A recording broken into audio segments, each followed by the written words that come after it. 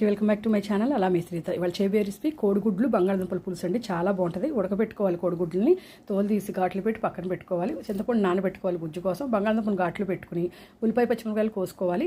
తర్వాత ఆయిల్లో ఉప్పు కారం వేసి లైట్గా కోడిగుడ్లు వేయించి తీయాలి ఉడకబెట్టుకున్నాయి. తర్వాత అదే ఆయిల్లో ఆవాలు, జీలకర్ర, వెల్లుల్లిపాయలు, కరివేపాకు, పసుపు, పచ్చిమిరకాయ ముక్కలు, ఉల్లిపాయ ముక్కలు వేసి లైట్గా వేగిన తర్వాత ఒక స్పూన్ ఉప్పు వేసి, ఎక్కువ వేయకూడదండి ఉల్లిపాయ పులుసుకి. తర్వాత దాంట్లో బంగాళదుంపలు వేసి, పచ్చి బంగాళదుంపలు ఘాట్లు పెట్టుకున్నాం కదా, అది వేసి లైట్గా వేగిన తర్వాత 2 స్పూన్ల కారం, 1/2 టీ స్పూన్ జీలకర్ర వేసి లైట్గా వేగిన తర్వాత ఎక్కువ వేయకూడదండి, ఏదైనా 2 మినిట్స్ వేయించి తర్వాత మన ఈ చింతపండు గుజ్జును వేసి ఉడకబెట్టాలండి. ఒక 5 to 10 minutes. కొంచెం బెల్లం ముక్క వేసుకోవాలి, చాలా బాగుంటుంది టేస్ట్కి. తర్వాత కొంచెం ఉడికింది బంగాళదుంప మనకి 50% పైనే అన్నప్పుడు మనం ఈ కోడిగుడ్లను ఘాట్లు పెట్టుకున్నాం కదా వేయించి, అవి వేసి మన దగ్గరకు వచ్చేటట్టు కనుక పులుసు బాగా ఉడకబెట్టుకుంటే చాలా ఎమ్మీగా ఉంటుందండి. కొత్తిమీర వేసుకుని ఈ కోడిగుడ్డు ఈ బంగాళదుంప అన్నంలో తింటే చాలా బాగుంటుంది. ఈ డీటెయిల్ వీడియో నా ఛానల్లో ఉంది. ఈ రెసిపీ నచ్చితే లైక్, సబ్స్క్రైబ్ మై ఛానల్.